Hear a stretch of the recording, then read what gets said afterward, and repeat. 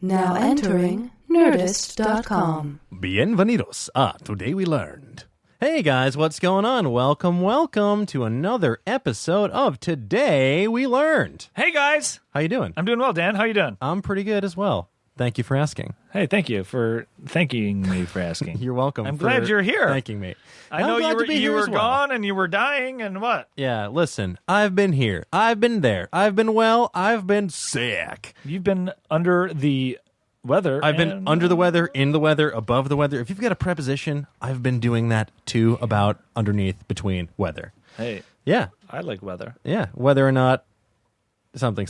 Anyway. Something. Yeah, it's I've been all around the world, quite literally. But I'm glad to be back. Even though for this episode, I'm only here for the intro.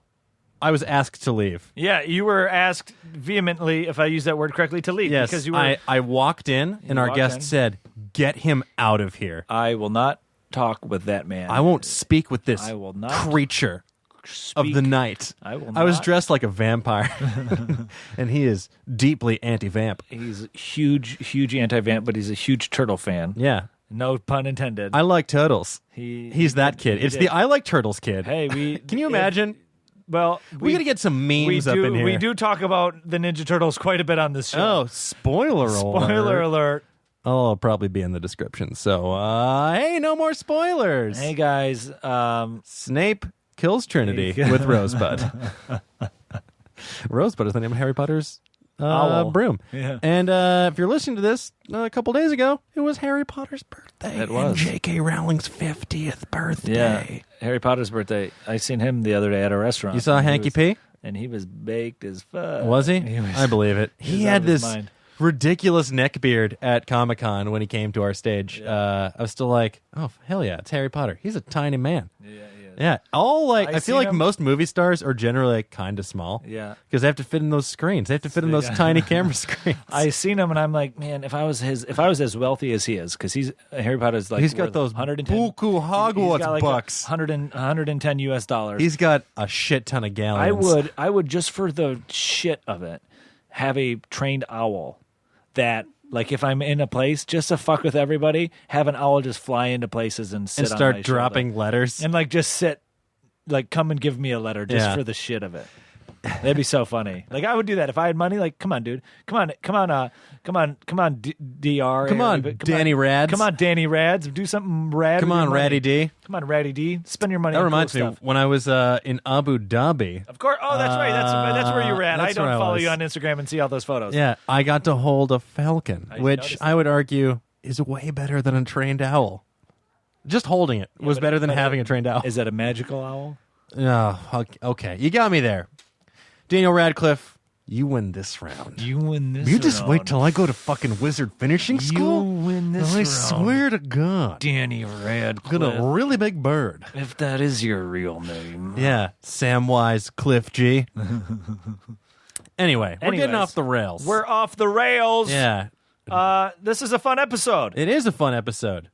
So I've heard. That's a fun episode. Hey, it's As I'm about to hear, it's a fun episode. 99, episode 99. Yeah, much like Luftballons, this is 99 episods of Today We Learned. Yeah, 99 episodes, and a dead air is not what? 99 Mondays. Doesn't that sound like a... It's a song right there. doesn't that sound like a memoir? 99 Mondays. Like, on my road. Some of them have been to Tuesdays. completing myself. Some of them have been Tuesdays. A couple were bonus ones on Thursdays. Yeah, exactly. Not that I But we don't count the bonus towards the overall don't. total. But neither should you. So stop it, math jerks. Math quizzes, math. Yeah, math dingus. Hey, guys. Words rule. Hey, guys, this is episode 99, Dan. Episode Dan, 99. Dan and Aristotle. Razzle. Hey, Aristotle, guess what, real quick? Aristotle's got a podcast. What?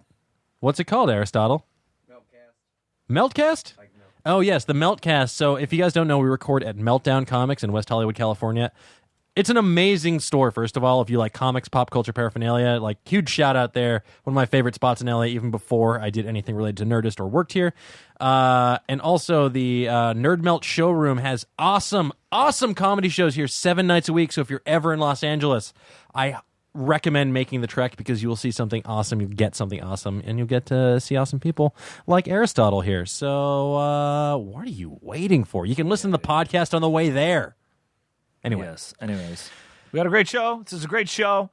Episode 99. 99. 99. We did it. We did it. We done did it. Yeah. People said, you're going to die at episode 98. And we said, No. just watch. Just Don't believe me? listen. Just watch. Then we wrote Uptown Funk and sold it to Bruno Mars. Just listen. And now, and we sold it to him for too little. We sold it to him for $5 and a $5 footlong. That's So a what we $10 get. value. That's what we get for not thinking a song's gonna. That's what we get for Gonna do well. getting hoodwinked by a gnome like Hoodwinked. Bruno Mars. Damn you! Imagine him sitting on a little mushroom in the forest playing his tiny piano.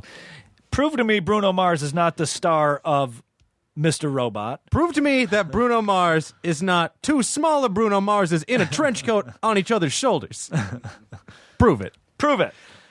But you know who can prove it? Today's guest. Today's guest. People have seen him on a little show called, You've Entourage. seen him in the movie Battleship. You've seen him in the movie Entourage, the movie. You've seen him in the movie Lone Survivor. And you've seen him in Entourage, the Tourage? Entourage sequel series that I am currently penning. And he also, as we find out, that totally took me by surprise, was one of the producers on one of my favorite documentaries recently. A band called Death. Band called Numano. A band called Mumford and Sons. A band called Styx. A band called Death. He was one of the producers on that, and that's a very great documentary. Amazing doc about And a punk rock band. That Check movie's it out. coming out. It's been released, but I believe it's out on DVD Blu-ray now and all that and stuff like that. VOD. And they're doing press tours for all that stuff and stuff like that. So really check that out because that's a great doc. And tell everybody to watch that and all that type of stuff. And it's just an overall really cool dude. Yeah. Really nice guy. Really fun episode here. So without further ado, Without further ado, today we learned number 99 with Jerry Ferrara. Today we learn. Gentlemen, let's broaden our minds.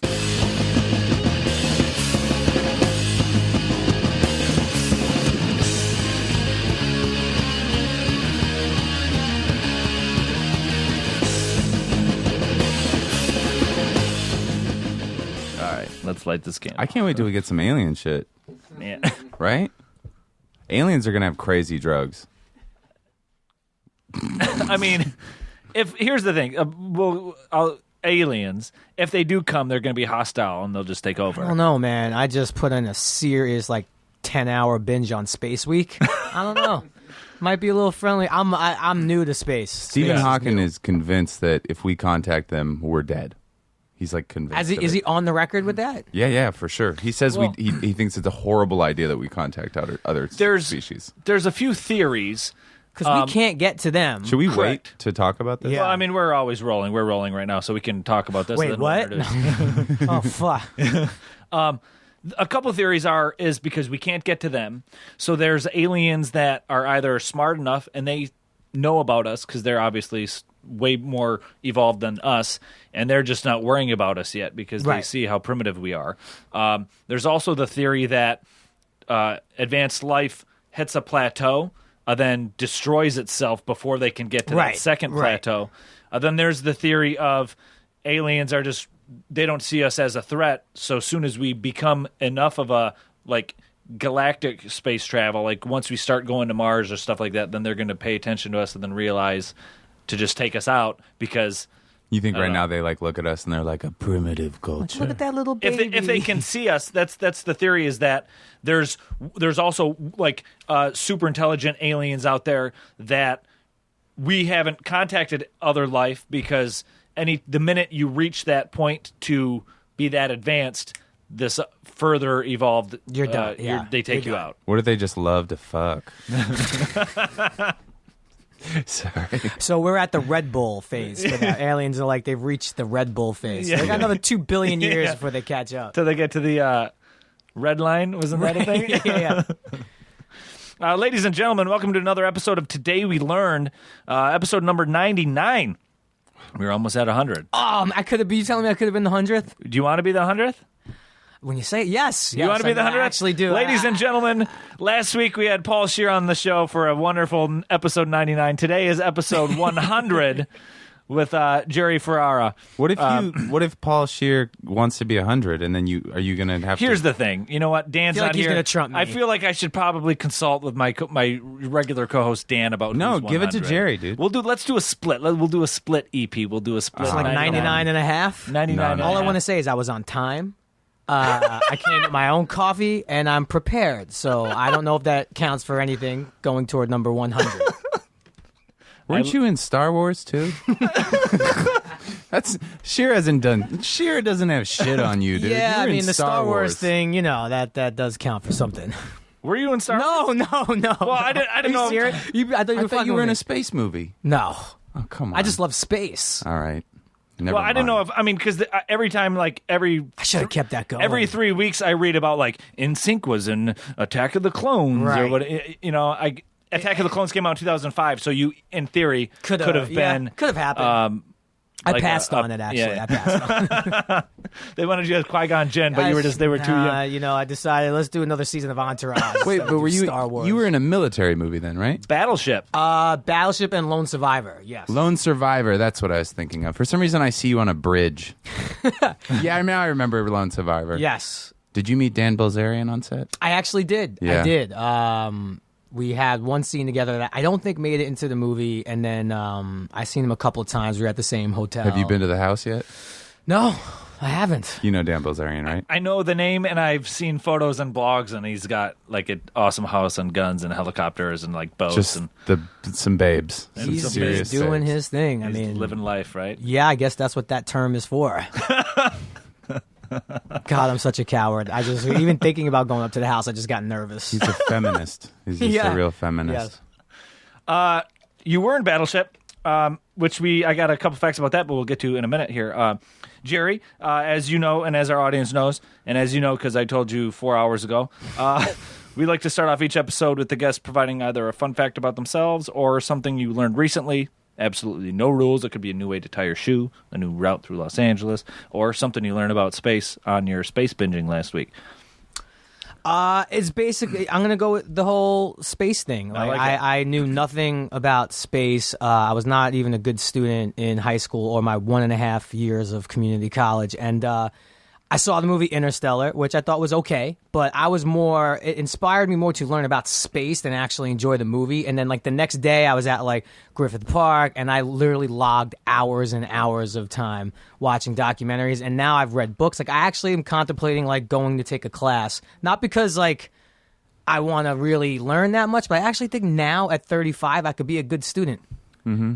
It's weird. I feel like school's more suited toward adults than kids. I actually feel like I would be a damn good student. So this is going to sound crazy, but I learned a lot about how we're searching for another habitable planet or moon. And let's just say I learned a lot about the fact that there could be other planets like Earth out there that are triple or quadruple the size that may be way more inhabitable, but we just can't quite get there yet. Yeah, they just found out about an Earth 2, right? An Earth 2, yes. And that's 1.5 million light years or something like that. Yeah. So far, but it's I hate sequels. it's virtually, and it's bigger than our Earth, but it's it's next to a big sun. It's Razzle, it's real fascinating. Quick, have you introduced us? I did, didn't I? Not you. I introduced I'm not Jerry. gonna lie, you kind of got bumped. I introduced Jerry. It's okay. I'm Paul Ladies and Scheer. gentlemen, filling in for Dan. You've heard him on the show in the past a few times. Once again, Andy Haynes. Hey, hi, all the haters. Its fans hate me. So it's A okay. few of them. A few of them. Andy Haynes, ladies and gentlemen. He got sunburned yesterday. We went to Malibu. We went hiking in Malibu, and we found, if you've ever been, do you hike? Yes, I do. Malibu Creek State Park. Yes, great hike. It's We found awesome. A lot of Latino youths jumping into what looked like a radioactive pond. And I then- said, I'll do that. And I did it. It's you can jump off of high cliffs into it. I just don't. I enjoy hiking, but my girlfriend actually took me on a hike the other day up, I guess it's Temescal, by the Palisades. I love that. That's like a professional hike. Like I'm in decent shape. I'm not in great shape, but like we were basically rock climbing at one point. I felt like there was going down. There was not one step where the footing was easy. And I'm kind of yelling at her like, "Why did you bring me on a professional hike?" She's like laughing at me as she's like jogging downhill. And it was quite embarrassing. Did you come down this center by the waterfall on the bridge? Yes, or what used to be the waterfall because there's no water in Southern California, so it's completely dried That's up. horrible. It was actually terrifying to see when we got to the waterfall that there's like 1.5 foot of collection of water. That's it. Like mud from what used to be a nice little stream. Or pond. My girlfriend teared up, and it was an emotional day after that. And she tried to kill me on the way back down the hill. Man, sounds like you guys have a complicated relationship. It's full of ups and downs, man. full of ups Literally. and downs. Yeah. Peaks and valleys, ladies and gentlemen. Yeah. That's why you guys go hiking. All right, I'm gonna stop. Jerry, you're born and raised in Brooklyn. Yes, I was. The Brooklyn Bridge opened in 1883. Did you know that? What was that like? Well, actually, my grandfather helped. No, he didn't help build the bridge. I wish that was true. Brooklyn's such a weird place now because it's like completely inverted. All the bad neighborhoods when I was a kid, it's like, oh, don't go in there. Don't go to Flatbush. Don't go to Park Slope. Or now it's like $1.2 million for a one-bedroom condo. And like all the good neighborhoods have kind of become bad. It's totally. Are you from reversed. South Brooklyn? Bensonhurst. Yeah, so it's kind of like. I wouldn't say South Brooklyn, but it's like right in the middle almost. It's like the Staten Island of Brooklyn. No. It's right by the that's how Verrazano, you know, though, right? Yes, it's not. Yeah. It's right by the Verrazano Bridge, like the Bay Ridge area. But even like Williamsburg was not considered Brooklyn to us when we were kids. Yeah, in 2000, Williamsburg was still like a place where you went to score heroin. Right. And now it's like where you go to get like craft coffee and a designer jacket. I'm talking like the crowd over there, like the Dunkin' Donuts there, will not kind of put up their Dunkin' Donuts team colors. They're just black and white because they're like so anti-big business over there. So Dunkin' Donuts tries to look like a little indie coffee shop. Bensonhurst. Southwestern part of New York City borough, Brooklyn. It's surrounded by Dyker Heights, Borough Park, Flatbush, Midwood, lesbian neighborhood, Bath Beach. It derives its name from Arthur W. Benson, the former president of Brooklyn Gas, who I didn't know that. In 1835 he began buying the farmland that formerly belonged to Paul Hemus family, and Bensonhurst is comprised of some of the farmland that he purchased back in 1835. I thought some like old Italian gangster founded Bensonhurst actually, because that's all I knew. Take him down to Bensonhurst. That's all I knew when I was a kid. You got made men in your family? No. Not supposed to talk about it. I get it. No, definitely not when there's microphones around. Just like you wearing a wire? No, there's 4 microphones actually in broad daylight. We're recording this. Speaking to my caller. Yeah. Yeah, you can never get made guys to do podcasts.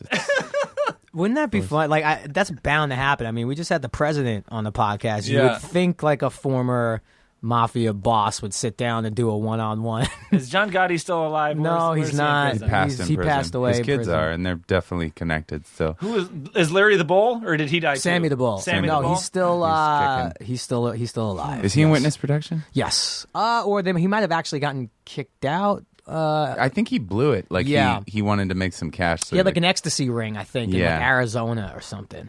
I know that I have some friends. It seems like New York is very much like one of those places where everybody knows somebody who's kind of in that world. Yeah, like the inverted version of LA is like everyone's father or mother or someone is a director or a producer in New York. Everybody's uncle or cousin is a gangster. Because I had some friends that like they're older, you know, they're friends of the family, and they would talk about like holidays when men would come in. They had like a cupboard by the door where all the men had to put their guns in. Like cubby holes almost. Yeah, they were like, yeah, you can't bring guns to the dinner table, so everybody. Yeah, anyways, that's something that you should know. I always do wonder, like, what that generation too is thinking about what like social media is. What do you mean? You're telling people that you're at that restaurant? Why would you tell everybody where the fuck you are? Why would you put up a photo of it? I don't understand. It blows my mind how like some people, like, you almost wonder why there aren't more robberies known because of social media or whatever, because like you always have a lot of like people or whatever, or families, you know, or husband and wives who, hey, we're in Cabo for the weekend, and it's like, oh yeah, So if you're a nobody's professional thief and you're listening, Follow us on Twitter and Instagram. Follow us on Instagram and know when we're not home. Right. I think I heard about something about where like a guy was posting his new Aston Martin or something like that, like trying to like stunt in front of it, and then he got robbed like an hour later, which I think is so great. That would have been awesome. Not awesome, I shouldn't say that, but like if in the back of the photo you saw like dudes rolling like moments before. I mean, I shouldn't make. And that's fun how of they caught the guy. robbed. Yeah. Because Oh man. Well, R.I.P. But we're about ready to stop saying, well, with social media and everything. No, it's here. It's happened. There's no more like taking it into consideration. no, it's and it's only exponential. Yeah. You know, it's only going to get more and so more. glad The Sopranos didn't exist in today's age, because they'd be trying to write it in like Chris would have like a Twitter account. Or maybe like a Tony parody account. Yeah, like, yeah. I am Tony Soprano. My favorite show, by the way, of all time. So good. That's That's my number one. What? Yeah.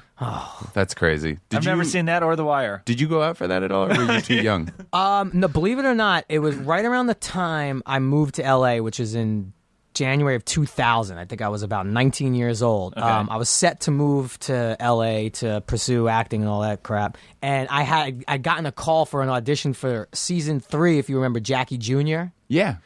I gotten a call to come in because at the time it was like 1 episode, 2 lines. Yeah. And it literally was like the week after I had already bought my flight. This is a day where flights were not nearly as refundable. JetBlue didn't even exist yet. It was Tower Air. Oh my and God. I couldn't cancel my flight and my move plan, so I just skipped it.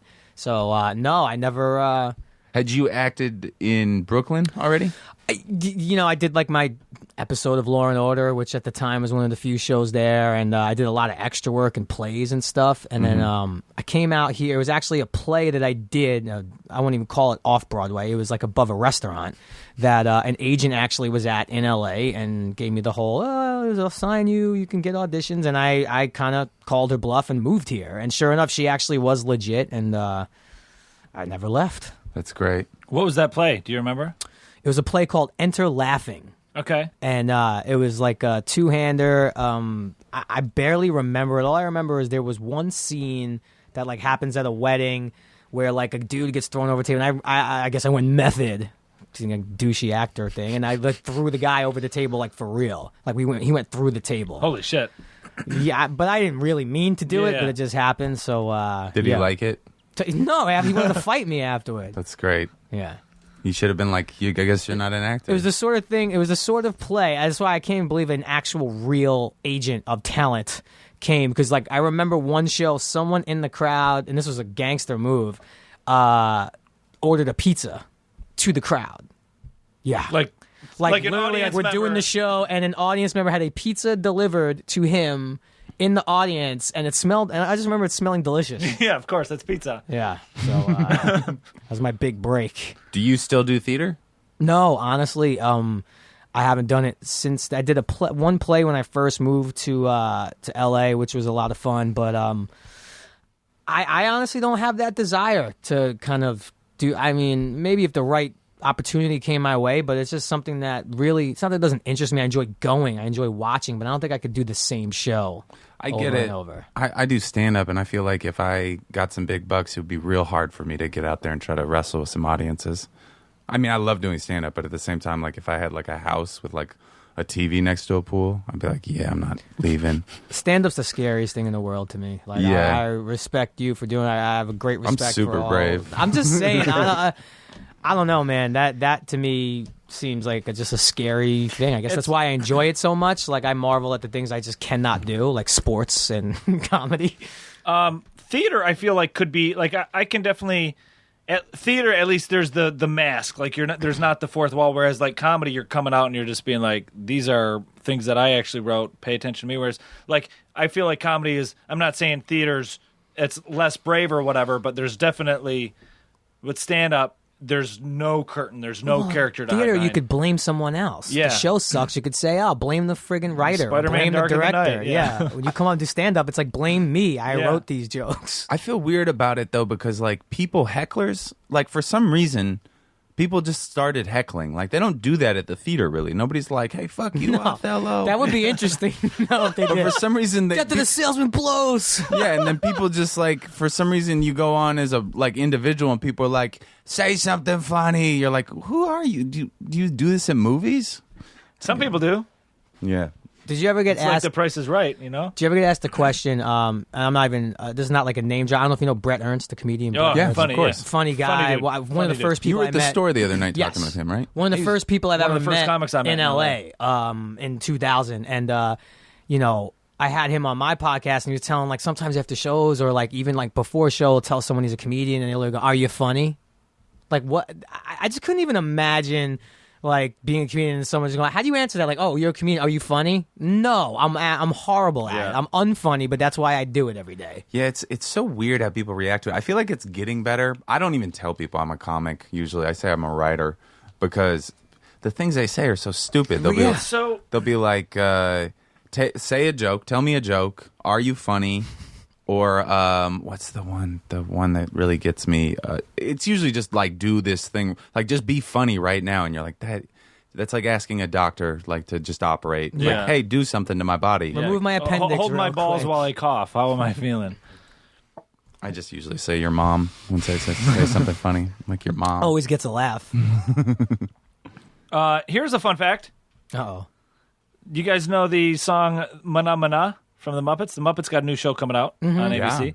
The show Mana Mana from the song. do do do do do Yeah. that was made popular by the Muppets was actually from a film called Sweden, Heaven and Hell, which focuses heavily on sexuality, drugs, and suicides in Sweden. It was an Italian Mondo film from 1968, directed by Luigi Scattini. And the film, which is made up of 9 segments, it focuses on different aspects of sexuality in Sweden, such as lesbian, nightclubs, porn films, swinging lifestyle. And it was like a Mondo film, which was popular at the time.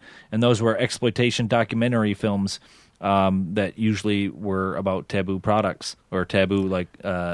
That shows you types of life. how many drugs the Muppets writers yeah. were doing. Right. It's like that was the Muppets prequel, basically. Yeah. They found that song from that movie, and then they turned it into the with the Muppets, and then it exploded on the charts, and it got super popular. A cool thing, if you ever go and do Fallon, when you go to the back, if in his dressing room, there's like a closet basically on his stage, and you open it, and it's a museum to Jim Henson kind of.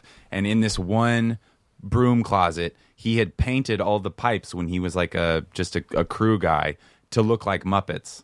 Oh, shit. And so it's like this glassed in little room where it's like these pipes with faces, and he like attached like fuzz to them. It's really cool. It's awesome. He was a pretty trippy dude. So Henson work was Not on Fallon. He worked. I think he correct, but did puppeteering maybe on the Ed Sullivan Show. I think he did. I'm fairly certain he did. So, and that was in the same theater though, or on 30 Rock. Yeah, it's at 30 Rock. I don't know if Fallon's still on that floor, but he was. I didn't even know. Did you guys see? I guess it's on Amazon. The Ninja Turtles documentary. No. Oh, it's awesome. Well, you gotta see this. What? Hold on. It's it's on Amazon. It's basically just like about the creation of Ninja Turtles and how it was like an accident, you know. And I didn't even know like in that original like live action Ninja Turtles movie, like that all that puppeteering was Henson, and he was so like, you know, that you got to watch that Turtle Power. You got to watch that Turtle Phenomenal. Power: Definitive History of the Teenage Mutant Ninja Turtles. It's awesome. Is it on Prime? No, you gotta pay for it. All right, I'll gotta do pay it. for it. But I get so psyched when something I actually want to watch is Yeah. on Prime. I feel like I'm beating the system. Although you're still paying for it indirectly, Yeah. I guess. Yeah.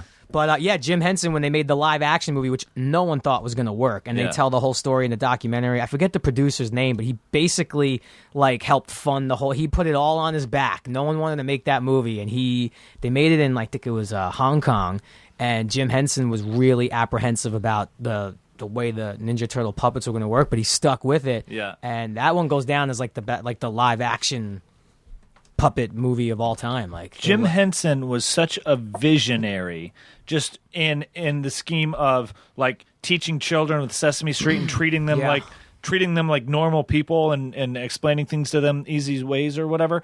Or even like with the Muppet Show, like you can watch the Muppet Show pitch that they have on. Really? It's on YouTube or whatever, and it's like a 7-minute thing or whatever, and it's this Muppet, and it's like talking about it's going through like your viewership will rise 40 share, and it's all like industry terms, but it's like this Muppet just talking, and you're like you're so enamored, it's like green light this. I loved that. Was such an important show growing up, and I remember I went to the Museum of the Moving Image in Queens when I was living in New York, and they talk about he was like doing this stuff when he was like 13, 14 years old, and then but do you remember like old school Muppet? Like it was like so New York still. It was so cool. Yeah. It was like Savvy and Glover like tap dancing like, around hypodermic needles in Times Square. Not really, but you know, it was very New York. Yeah. Oscar the Grouch. So good. Anyways, sorry to sidetrack. No, I'm I got just going back. for a minute. I'm going back in my head. There's that great Dave Chappelle bit where he talks about it. I don't remember it word for word, but he's like talking about how gnarly it actually would have been. Everybody would have been like drug addicts and shit like that. Well, I mean, it was Snuffy. Yeah, Snuffy. Hey, bird. Got some smack, bird. and like Snuffleupagus was a fake, like that was Big Bird's imaginary friend. Yeah. So like, what kind of drugs was Big Bird on? That's his imaginary friend. Snuffleupagus wasn't. He wasn't actually like nobody else could see him. Nobody else could see him.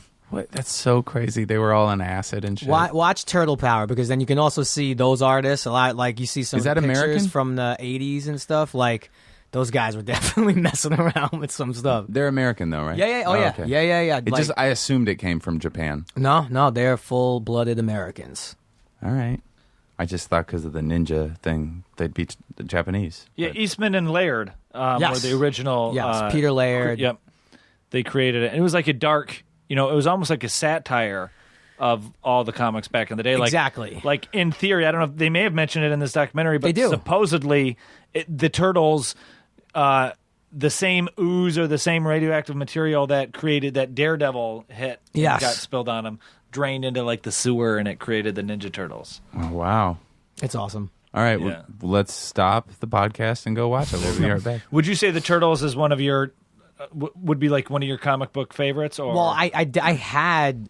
It's gone now. My mom saves everything. This is the one thing that like slipped through the cracks. But I know, and I think it might have been my brother's. I have an older brother, but he had a first edition, like the first Ninja Turtle comic ever, which is what got me into Ninja Turtles when I was a kid. But yeah, that was definitely the one I read the most. But I don't know how she saved everything else I ever had, 'cause she thinks one day it's going to be worth money, and like those are missing in action. yeah. Way to go, Mom. Come on. Mom. They first appeared in 1984. The Teenage Mutant Ninja Turtles. Phenomenal. Isn't that wild? I was always a Michelangelo guy. Somebody was. Was that? They show the guys in the doc who did the voices. Like, it's insane. Those guys. One guy said he was Michelangelo. I was just playing Spicoli. yeah. It was a dead rip off of Spicoli. That's so great. Party dude. Yeah. I forget where I was. I was somewhere last night, I think. And we were talking about the Ninja Turtles, and somebody's like, I was always a Michelangelo guy. I feel like everybody who was Michelangelo guys were the opposite. Like, they weren't the party dudes, but they wanted to be. So they were living through him. They were Is that living what through you're saying? Michelangelo. I think I was a Donatello guy, which is so weird. the- Was it- Introvert, both staff? brainiac. Introvert, I guess. smart guy.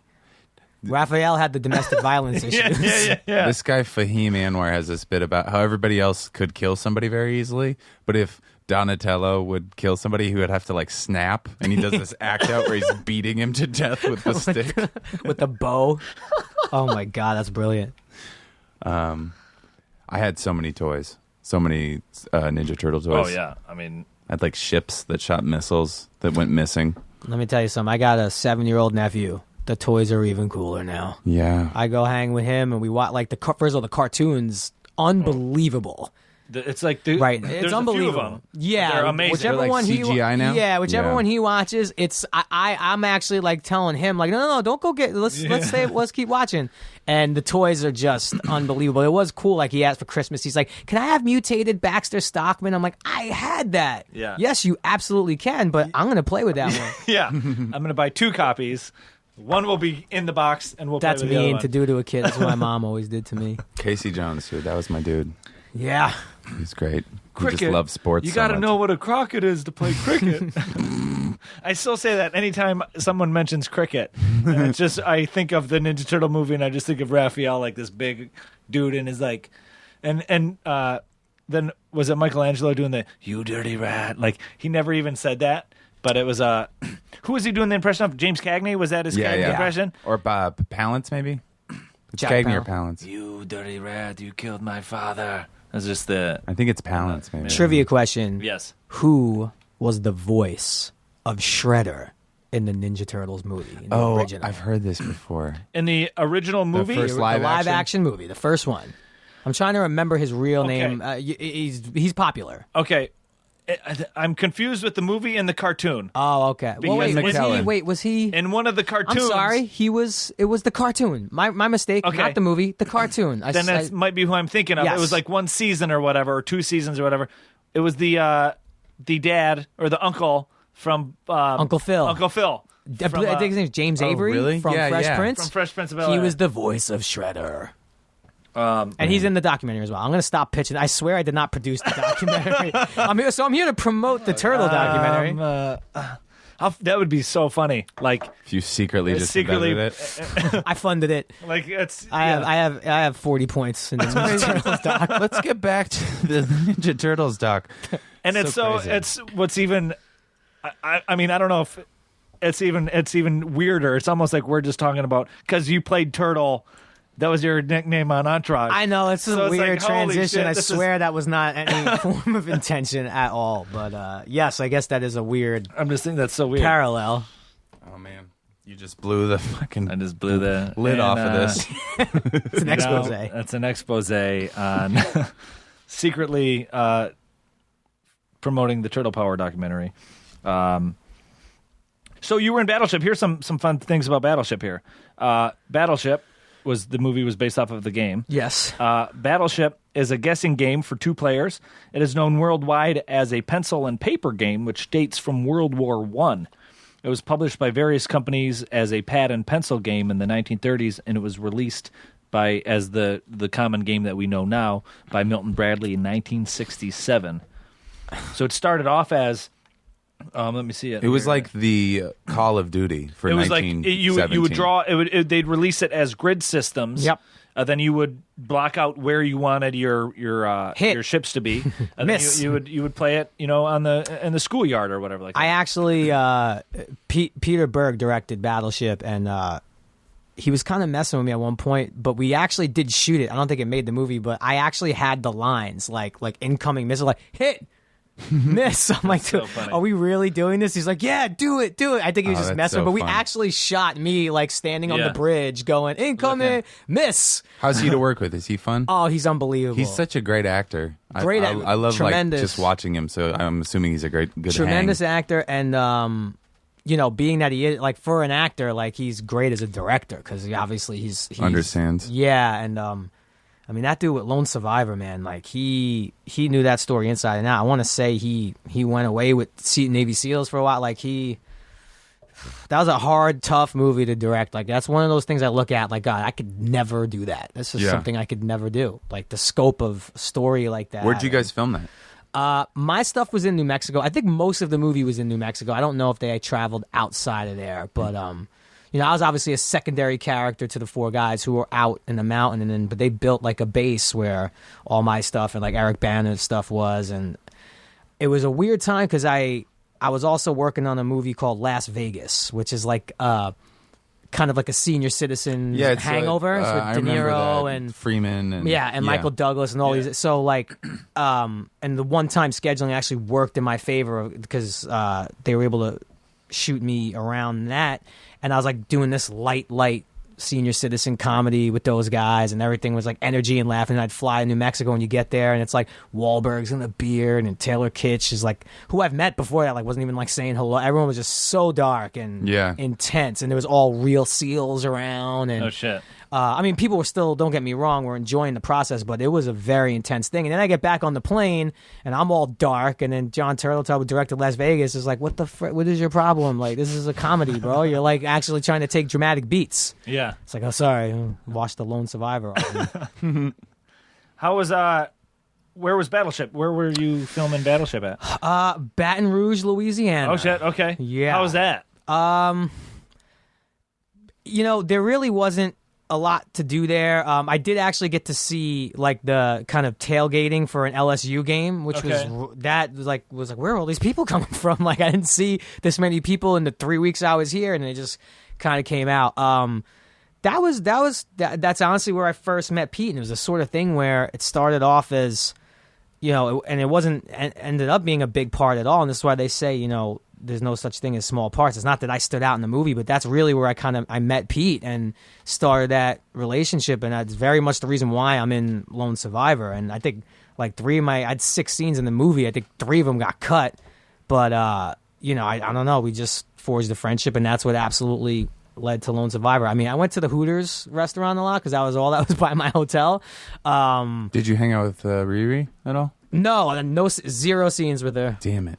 But also was the type of thing, and this is always like Rihanna. That's Okay, Rihanna. that's If her you weren't- nickname, Yeah, Riri? it's Riri. this is the scariest part about taking a small role in something like that, is that I maybe had 6 total shooting days spread across a month. Oh, okay. So you have like the choice of like, well, do I just tough it out and live in Baton Rouge for 5 weeks? Because you don't get paid per diems when you're not shooting, do you? No, and also it's like, what do you, or do I just go back to L.A., but then you're on call at any moment? They could say you got to be back in Louisiana tomorrow. So stick it out. I stuck it out for the most part. I did have to come home for a break at one point.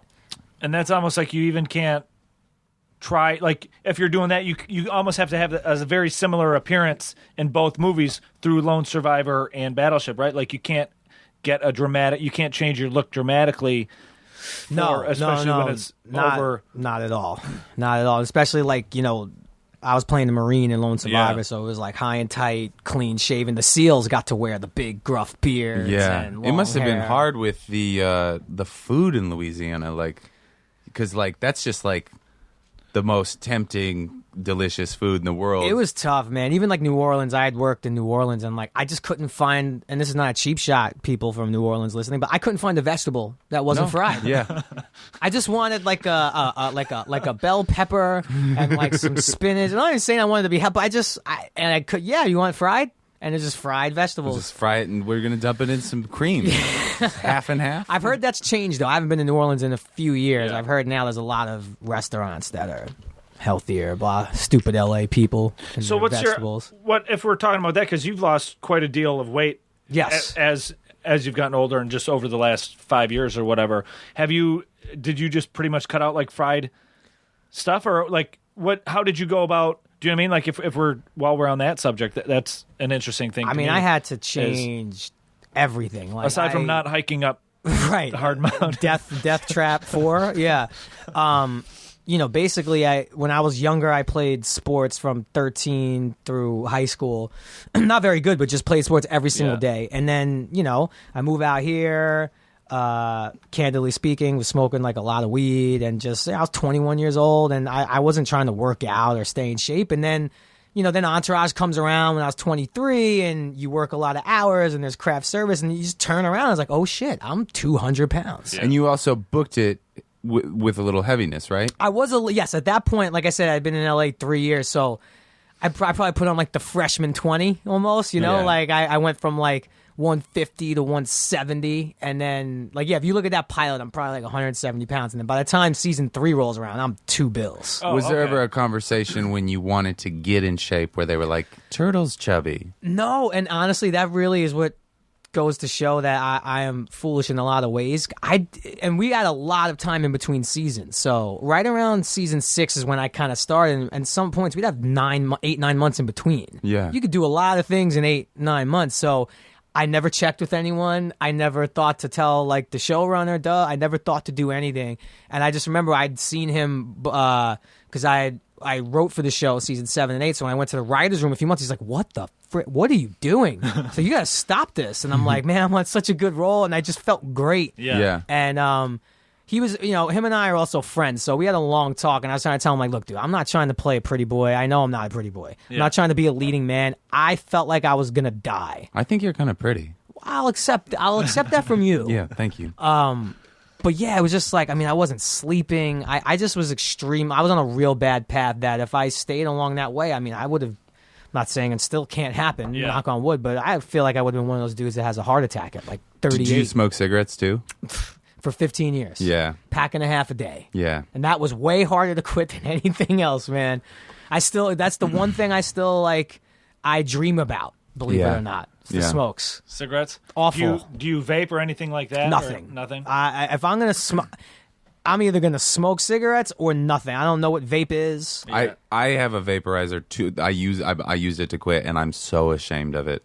He'll see me smoke it sometimes, and it's like I'm just like. Do you get any of the same good feelings that cigarettes I mean, it's used to nicotine. You know, Yeah. I feel like it's like a hookah. You know, it's like that kind of vibe. Yeah. But it's very foolish, and like sometimes like people will like I'll see people see me do it, and because I only do it in my car or in my house, and I'm just like, I'm sorry, I'm such a douchebag. But you know, then I can also run, so I'm fine with it. Yes, and it actually. And I'll quit eventually because it is, you know, the diet soda of smoking. Yeah, the Diet Coke of. Hopefully not one of your sponsors. No. All right, good. Yeah, but vaping is though. the cigarettes. The are, vape industry. The vape industry is a huge subscriber. I quit with hypnotism. Oh shit! Which that worked. Look, I am as skeptical as it gets. Okay. And I had a lot of people who quit with this one guy. His name is Kerry Gaynor, Okay. who was a specialist in addiction, particularly with smoking. And so many people trying to get me to go, and I was just kind of like, leave me alone. And there's no way that works. Yeah. But so one day, someone actually just made the appointment for me, which is the way to get me to do anything. Just kind of like, it's like a trick. Like, I made an appointment for you 9 a.m. Tuesday. I'll be there. I didn't even think twice. So you go for this first session, and more so than the hypnotism, he talks to you a lot about addiction and about smoking, and in a very matter-of-fact kind of way. He's not trying to say, you're going to die. Yeah. You know, he doesn't really take that approach. And then there is 5 or 10 minutes of hypnotism, which is very, very strange. I was in no way ever unconscious where, like, if someone screamed fire, like, I would have been out the door. Yeah. But you were definitely, I guess the word is, like, heavy is the way I would describe it. And you go for a second session, and then basically after that second session, you do one a week for 3 weeks. He's like, you're going to leave the second session, and you're not going to smoke anymore. So I remember when I was on my way to the second session, I was lighting cigarettes off of cigarettes because I knew this is technically supposed to be my last day. Didn't fully believe it. And sure enough, I walked out of his office there, and I never smoked again. That's amazing. And everyone who I know who did it says, oh, wait till you have the dream. I'm like, what the fuck? What are you talking about? Everyone who gets hypnotized has a dream where he's in it, Carrie's in it. Of course. I'm like, okay, yeah, sure, whatever. I haven't remembered a dream since like 98, but all right, sure. Sure enough, one day I had a dream. I was at a bar, and there was like this smoking area, and there's a bar I used to go to. That's why I don't know why I was there. And I remember in the dream, plain as day, I said, I'm going to go out there, and I'm going to take a drag from a cigarette, and I'm going to see if I like go on this crazy binge. I want to just see if I really have this control. I go out there. I asked some, of course, in the dream, it was a cute girl. I asked some cute girl for a cigarette, light it up, take a drag. I'm like, that's pretty good. But you know what? I don't feel like I want to smoke. I put it out. I look across the bar. I see Kerry in my dream shaking his head no like this, and I start instantly coughing up blood. Yeah, Wow. sit on that, friend. And then I woke up in sweats and was like, oh my God, he's right. I'm never smoking again.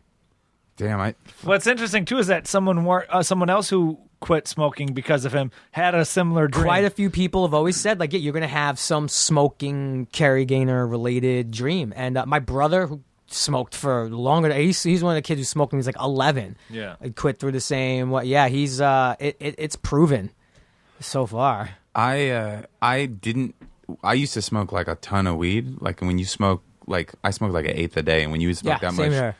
You don't have dreams. what is that like for someone who's never done a drug or anything? Like is a that, handful, maybe like a Yeah. like it's a lot. It's too much. For one person, it's like you had a solo party. Yeah, it was like I had to work to smoke that much. Yeah. Although it didn't feel like work because I was having so much fun. Man, we could have hung out for sure. But you don't have dreams when you smoke that much weed. And so when I stopped smoking weed, it was crazy. Like all of a sudden I would have dreams and I would be like, they were so intense. It was like, it's so funny. My friend has a joke about how it's like, it's so ironic that you don't have dreams like literally and figuratively when you smoke that much weed. Because you're like, I can't, I just got to get a big gulp. Anyways, I don't know how to enunciate that. The weed ruined my brain. Anyways. We could have hung out. And the ironic thing is that, like, it makes me laugh all the time, is that, like, it's legal now. Like, where I used to have to go to get weed, we used to just be so embarrassed. Not embarrassed, but just like, why am I here? Like all this meet a guy. trip. Yeah, Such like an effort. That was 2002. You know, Yeah. it wasn't like, just now that like friends of mine just roll up and have a card and like the best weed ever manufactured, and I'm like, no, I don't smoke anymore. It's not cool anymore. It's like moms ordinary. smoke it, Yeah. and like people are like, I have a cough, and they're like, get the cough medicine. You got to get the marijuana cough medicine. Well, and that's the thing. Like, I feel like because it's legal, it's almost. I feel like more people that I knew that did it on the reg have toned it down because it's just now it's like they can do it regularly, so they don't need to like hide the amount of time they do it. But it also like you do have like moms with coughs doing it or whatever, so it's almost like it almost made it less appealing to do almost, right? Yeah. Well, I think it's definitely like becoming like as it becomes more and more like medicinally valuable. I think people see it more as medicine, but I also think people are. It's weird because it's also people are just doing drugs a lot too, and it's just like totally normalized. This one kid who I worked with like a year ago, I won't say his name. Maybe I'll say it later if I just change my mind. He's about 20 years old, and he was rolling a joint. We weren't working at the time, and I kind of I was looking at his weed. I was like, wow, this looks good. He's like, yeah, I got this from blah blah blah, one of these places. And I'm like, weed used to have like seeds and stuff, right? And he looked at me with the blankest look, like, what do you mean, like seeds? I'm like, yeah, there was. You ever smoked some dirt weed, huh? He's like, nah, I've never seen a seed he'd never seen a pot seed in his life. Yeah. Well, you grew up in New York, so you guys got like trampled weed. Yeah, the way he made his way to the East Coast. We got weed straight from Canada and Seattle. It was great, but it was also like, it was so weird. You know what the weirdest thing is? I knew kids that were drug dealers, which is like such a bizarre thing to think of, like a kid as a secret businessman. Yeah. Like, I grew up, yeah. True. They got the paper out, and then on the slide they got the weed. they're like doing a business while their mom's making dinner. Anyways. So, because I feel like I remember, do they still, I guess now that it's common, like purchased at on a corner store, you don't need to actually like break the seed. Because I remember like friends Honestly, of mine I don't needing, even know. I remember them needing to like break and like crunch It depends and on, all I sorts mean, of weird. yeah, you got to break your weed up if you buy it in certain ways. But there's like joints. Like lots of people just buy joints now. You can buy a joint in a Pre-rolled. little package. Yeah. It'll tell you how strong it is. It'll tell you who grew it. Inspected by. Sounds like a Beanie Baby. Yeah. Seal of approval. This joint was created 4 weeks ago. I only quit smoking weed like a year ago, and I swear to God, one time I was in there, and a guy came in with his weed to the dispensary, and he goes, I didn't really like this. And they gave him other weed. He returned, like he had a receipt. Yeah, like he spoke with the guy about it, and like that. Can you imagine doing that back in the day with a drug dealer? He'd just punch you in the face and tell you never to come back. Like, don't get out of my. He'd say, "Oh, give it back," and then he'd just walk away and say, "I'll keep it. You get nothing." Wow, That's amazing. And it's only it's got to only be a matter of like a year or two now that it's pretty much legalized throughout. Before like Marlboro or whatever has like you can go into the stores and they got like boxes. Somebody's of gonna, joints. somebody will do One of that. these major corporations has a farm somewhere where they're just gonna sell boxes of pre-rolled joints and just make a fortune. Yep, it's gonna happen. Something like that'll happen. It'll just be like someday it'll be an aisle in the grocery store. Yeah, end cap at Whole Foods. Yeah, oh, that'd Trader be great. Joe's. Like gluten-free weed Organic. snacks, like a pot brownie. That's also gluten-free. That's gluten-free. You can't just eat one. No, It's gluten-free, free-ranged, Right, made with free-range. free-range. Here's the craziest thing they have now is they have Free-ranged butter, weed butter. weed lube. Swear to God, That's weed not a lube. thing. That can't explain that. It's cannabis oil lube. Okay, now. I'm trying Here's to- why it works Yeah, because well, I was gonna say, your- like, what's the? I your- know how one area it your works. dick and your vagina are membranous. So it just So it's porous. It's more porous than your skin. I mean, if you put some of that stuff, because you can use Right. like pot hand lotion and you'll get high off of that. Really? Yeah, because it's all like just how you ingest it. But like the thing is like if you ingest it through your mouth, it's going to go straight to your bloodstream. Opposed to if you put it on your skin, it's going to take a Yeah. little bit. That's crazy because then while you're in the act of love, you just start. What if you just start getting like, just start laughing really hard? Or me, I get the paranoia. I'd be like, oh God, is my heart beating really fast? Is it hot in here? That's what would happen to me. Do I have a boner? I'd have a panic attack. But I don't feel it. My legs are numb. Unbelievable. What if aliens love to fuck? Are they watching us right now? That's funny. Well, that's almost like a full circle from You let us go on the weed stuff for a while. I was wondering, like, how's he going to work his way out of this one? Hey, I just listen and I enjoy it. You know, I do what hosts do, and that's let their guests shine and tell stories and do things. And you guys brought it from starting off with aliens and watching us in Paranoia, and you guys did it well. I do what Phil and co-host do, and that's distract till there's an awkward pause. Jerry, we want to thank you for doing the show. Anytime, seriously, this was a lot of fun. I love to talk as I get older. Absolutely. This is the end of the show. This is your show, technically now. You took it over. Plug aside from the Turtle Power. Plug whatever you want, or you can plug the Turtle Power documentary again. We know you're a producer. I'm Lone so bad Survivor at plugging 2. shit. Plug whatever. Where can people find you on the internets? You have a podcast that's an awesome podcast. No, and I actually hate when people promote their own podcast on other podcasts, but I do have one. It's called Bad for Business, obviously, because I'm not all that good at it, but a lot of people seem to think it's funny. What, the Twitter? The Twitter? You want to hear the Twitter? I mean, Jerry Ferrara on the Twitter, on the Instagram. I'm a lot of sports talk on that. I will Dikembe Mutombo block you if you talk trash to me instantly, because it's one of my favorite things to do. And I don't know.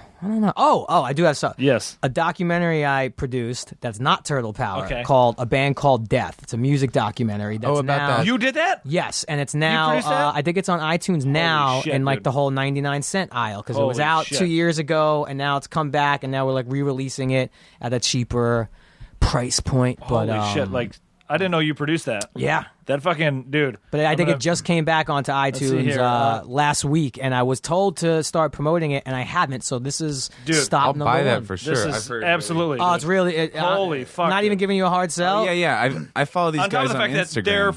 These guys Good. are amazing. Like, dude. they're fucking like good tunes. Like dude. you could go ask a lot of old time punk rock dude, like Death in the late '60s, early '70s. Oh shit!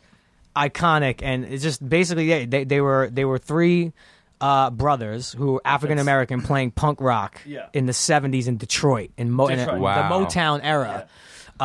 And basically, like they just grew up to, become these great musicians, and they had a record deal from Clive Davis, but he wanted to change the name from Death. Now, Death was not a violent name of the band for them. It was their father tragically died.